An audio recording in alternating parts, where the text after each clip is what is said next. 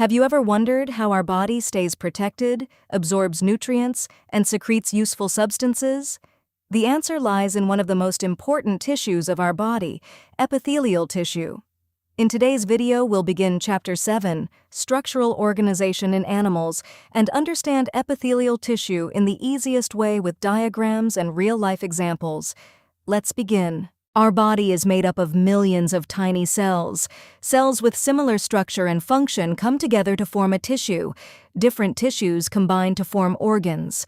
Organs work together to make organ systems. Finally, all organ systems together form the human body.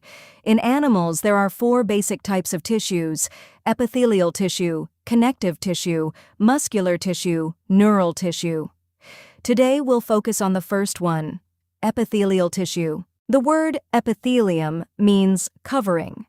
Epithelial tissue covers the entire surface of our body.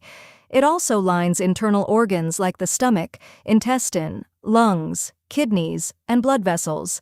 It acts as a protective covering and forms a boundary between the body and the external environment. These cells are packed very closely together. There is almost no space between them. The cells rest on a thin basement membrane.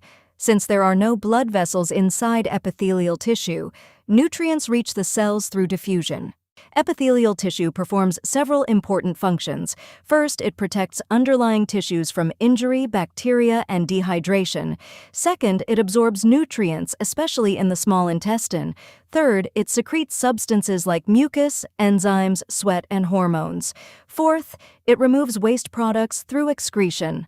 Finally, some epithelial tissues help in the exchange of gases, like in the lungs.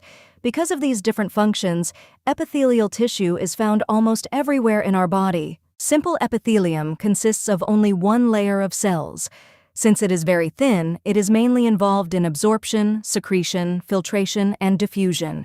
There are 3 major types: squamous epithelium, cuboidal epithelium, columnar epithelium. Let's understand each one. Squamous epithelial cells are thin and flat. They look like floor tiles.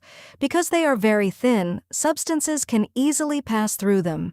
They are found in the alveoli of the lungs and the walls of blood capillaries. Their main functions are diffusion and filtration. Cuboidal epithelial cells are cube-shaped. The nucleus is usually located in the center. These cells are commonly found in kidney tubules, ducts of glands, and thyroid follicles. Their main functions are secretion and absorption. Some cuboidal cells also contain tiny projections called microvilli that increase the surface area for absorption. Columnar epithelial cells are tall and pillar-shaped. Their nuclei are usually found near the base. These cells line the stomach and intestine. They help in absorption and secretion. Some columnar cells contain goblet cells. Goblet cells produce mucus. Mucus protects the lining of organs and keeps them moist. Some columnar cells also have cilia. These are tiny hair-like projections that move substances in one direction. For example, ciliated epithelium in the respiratory tract removes dust particles. Sometimes epithelial cells become specialized for secretion. These are called glandular epithelial cells. They form glands. There are 2 types: unicellular glands, like goblet cells, multicellular glands, such as sweat glands and salivary glands.